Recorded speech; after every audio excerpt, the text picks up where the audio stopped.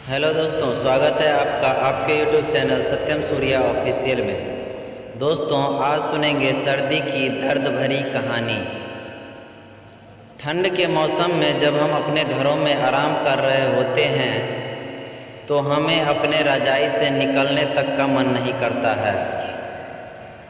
सोचने वाली बात है, ऐसे ठंड के मौसम में सुनसान फुटपाथ पर और राहों में रहने वाले लोगों का क्या हाल होता होगा, जिसके पास रहने के लिए ना तो कोई घर होता है और ना ही कोई ठंड से बचने का साधन। रूह कांप जाती है यह सोचकर कि अगर फुटपाथ पर और राहों में रहने वाले लोगों के जगह हम होते तो क्या होता।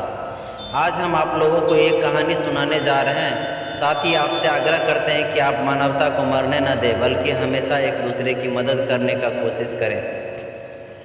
एक बार की बात है, मैं कंपनी में काम करने के बाद बहुत थक गया था और उसके बाद अपने कार से घर वापस आ रहा था। मैंने कार का पूरा शीशा बंद कर दिया था। उसके बाद भी न जाने किस जगह से हमारे कार के अंदर ठंडी ठंडी हवा घुस रही थी। मैंने उस सुराख को ढूंढने का बहुत कोशिश किया जिससे होकर ठंडी ठंडी हवा कार के अंदर घुस रही थी, लेकिन मैं नाकामयाब रहा। आखिरकार आधे घंटे कार चलाने के बाद मैं अपने घर पहुंचा। कार अंदर करने के बाद मैं जब कार का गेट बंद कर रहा था तभी मैंने देखा एक 12-14 साल का लड़का हमारे घर के सामने फुटपाथ पर अपने कुत्ते के साथ सो रहा था। वह एक फटी पुरानी चादर ओढ़ रखी थी। उसको देखकर जब मैं ठंड का महसूस किया तो मैं सकपका गया। मैंने एक कार्लो कंपनी की मोटी सी जैकेट पहन रखी थी, फिर भी मैं ठंड को कोस रहा था। न जाने उस छोटे से बच्चे पर क्या बीत रहा होगा और वह क्या सोच रहा होगा। मैं बस यह सब सोच ही रहा था कि तभी अचानक उसके पास सोया हुआ कुत्ता दौड़कर मेरे गाड़ी के नीचे जाकर बैठ गया।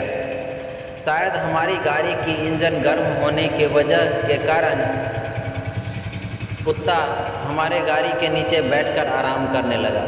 मैंने कुत्ते को भगाने के बजाय उसे वहीं सोने दिया और चुपचाप धीरे से अपने घर के पीछे का गेट खोलकर अंदर घुस गया। मैंने बहुत देर तक गेट का दरवाज़ा खटखटाया, आवाज़ लगाई, लेकिन सभी लोग सो गए थे, जिसके कारण लगभग 10 मिनट तक मैं चिल्लाता रहा।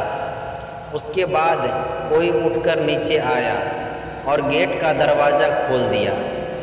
सुनसान होने के कारण जब मैं चल रहा था तो हमारे जूते की आवाज़ मुझे अच्छे से सुनाई दे रही थी। घर के अंदर सभी लोग आराम से अपने अपने कमरे में सो रहे थे।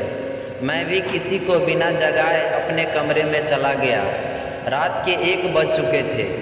फिर जब मैं सोने के लिए अपनी रजाई उठाई तो मुझे उस छोटे से बच्चे का ख्याल मन में आ गया। मैं सोचने लगा कि मेरे पास तो ओढ़ने के लिए रजाई, कंबल, चादर सब है, लेकिन उस बच्चे के पास बस एक फटी पुरानी सी चादर है और उसको भी एक कुत्ते के साथ बांटकर सो रहा है। मैं कितना स्वार्थी हो गया हूँ कि हमसे चादर और कंबल फालतू होने के बाद भी बांटा नहीं जा रहा।